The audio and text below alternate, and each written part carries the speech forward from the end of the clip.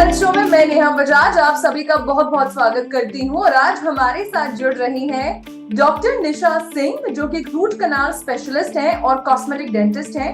पिछले 10 सालों से प्रैक्टिस कर रही हैं और डायरेक्टर हैं हैप्पी डेंटल क्लिनिक, जो कि विक्रोली में है।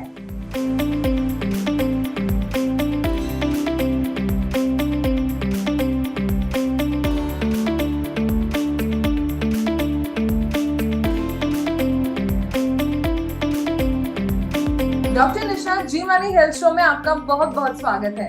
Thank you. एंड डॉक्टर निशा, क्योंकि आप एक कॉस्मेटिक डेंटिस्ट हैं, रूट कनाल स्पेशलिस्ट हैं, आज मैं आपसे एक बेसिक डेंटल प्रॉब्लम के बारे में डिस्कस करना चाहती हूँ, जो है दांतों की सड़न, यानी कि dental decay, tooth decay, cavity जिसे हम बोलते हैं। तो सबसे पहले हमारे सभी दर्शकों को, व्यूअर्स को आप ये बताइए, what is a tooth decay और dental decay in clinical terms? Thank you very much for a brief introduction. As you said कि बहुत कॉमन और बहुत सिंपल प्रॉब्लम है जो हम डे टू डे लाइफ में देख रहे हैं, टूथ डीके, कैविटी, दांतों की सड़न, जो मोस्ट कॉमन है और सबसे बेसिक है, from where the dental problem start. So I will, in a simple word, I will say the decay, sudden cavity, it's a permanent change on the surface of the tooth, maybe on the outermost, जो सबसे बाहर की परत है, enamel, or the next layer, which is dentine, that lead to a cavity, a hole. That's in a simple word, जो हम सब जानते हैं, cavity हो गई है, सड़न हो गई है. So that's basically a permanent change which occur due to the bacteria. As we all know कि हमारे मुंह में काफी सारे बैक्टीरिया प्रेजेंट हैं। जब इन सारे बैक्टीरिया को हम बहुत सारा सबस्ट्रेट, बहुत सारा फूड, बहुत सारा शुगर प्रोवाइड करते हैं, तो वो सारे शुगर को यूटिलाइज करके they start producing lot of acid. ये एसिड हमारे इनामल पे, दांतों की बाहर की परत पे अटैक करता है और उस अटैक से स्लोली चेंजेस शुरू होते हैं और लास्ट में जाके कैविटी और आप बोल सकते हैं होल तैयार हो जाता है। ओके, सो ये दांतों की सड़न जो है, मतलब एक स्लो प्रोसीजर है, बट कहीं ना कहीं बहुत दिक्कत होती है। अच्छा मैम, आपके पास जब पेशेंट्स आते हैं, क्या कॉमन कंप्लेंट्स क्या हैं जो वो कहते हैं कि ये दिक्कत है, वो दिक्कत है, और फिर आप कहते हैं तो दिक्कत है? अगर किसी को दांतों की सडन कैविटी की दिक्कत है, so they will come with few symptoms. सबसे कॉमन जो कंप्लेंट करते हैं, आई हैव अ सेंसेशन, मुझे कुछ सेंसिटिविटी हो रही है। ये सेंसेशन हो सकता है कि पेशेंट को ठंडा या गर्म खाने से हो रही हो। वो क्यों होता है? दांतों की कैविटी की वजह से अंदर की जो नर्व्स हैं वो एक्सपोज हो जा रहे हैं। ये एक्सपोज नर्व ठंडा या गर्म खाने को रिस्पॉन्स करते हैं, जो हम कहते हैं सेंसेशन हो रहा है। तो patient will come sensitivity, first problem. Second basic problem जो पेशेंट कंप्लेन करता है हमें, फूड लॉजमेंट, खाना फंसने की जो तकलीफ होती है। डेफिनेटली अगर कोई कैविटी है या फिर दांत में कोई होल हो चुका है, तो वहां पे खाना फंसता है। खाना फंसने की वजह से पेशेंट कंप्लेन कर सकता है दर्द, पेन की, जो गम्स को इरिटेट होता है जब खाना फंस रहा है। यू कैन इमेजिन जो स्मॉल फाइबर्स फंसते हैं, दैट विल इरिटेट गम्स, तो वहां पे गम्स, मसूड़ों के पेन की तकलीफ हो सकती है। तो सेंसिटिविटी के अलावा और क्या क्या लक्षण होते हैं मैम इसके? क्या दर्द भी होता है? अपार्ट फ्रॉम फूड लॉजमेंट, दर्द, पेन, कभी कभी पेशेंट को फूड लॉजमेंट के बाद पेन होता है। कभी कभी अगर कैविटी थोड़ी डीप हो गई हो, जैसे मैंने कहा बाहर की परत इनामल के बाद अंदर की लेयर डेंटिन में चली गई है, मतलब थोड़ी डीप कैविटी है, तो वहां पर प्रेशर देने पे, हल्का दबाव देने पे पेन हो सकता है।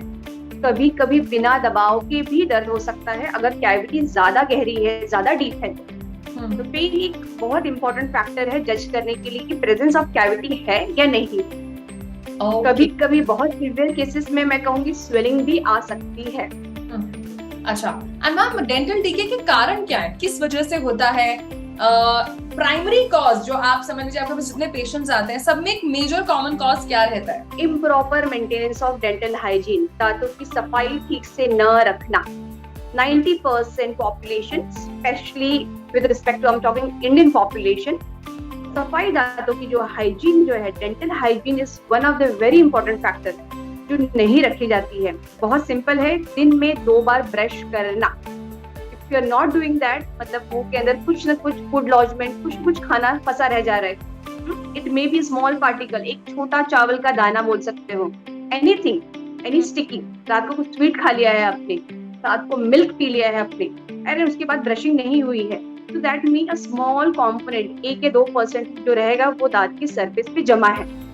That much amount is more than enough to produce cavity.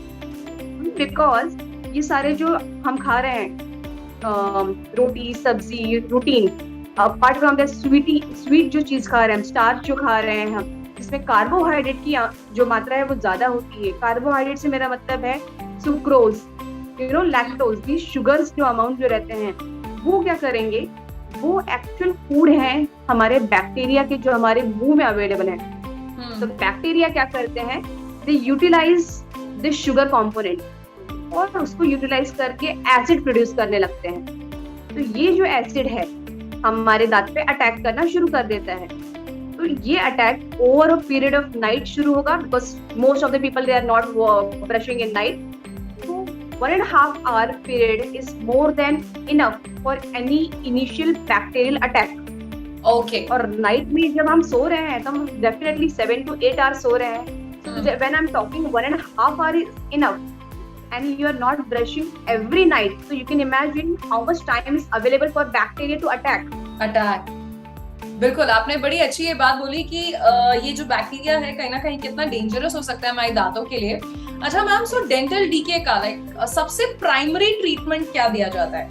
This is totally depend कि फिलिंग कौन से स्टेज पे करने की जरूरत है. अगर patient is coming with early stage, okay, जब मैंने कहा था कि आउटर लेयर में ही अगर कैविटी प्रेजेंट है, डेंटल डीके से बाहरी सतह पर है, तो इट्स वेरी इजी, क्लीन करके we can do filling. The filling is a basic option which is available when the decay is present in the topmost layer and the second layer, that is dentine. मतलब पहले दो जो layer होते हैं उसमें कोई भी डीके है वो रेस्टोरेबल है. रेस्टोरेबल से मेरा मतलब है सिर्फ और सिर्फ दांत भरा जा सकता है, फिलिंग की जा सकती है. There are many new materials. आजकल composite, these are one of the laser material which available as exactly your tooth shade. जैसा आपका दांत है सेम दांत के कलर का ही वो फिलिंग मटेरियल भी होता है.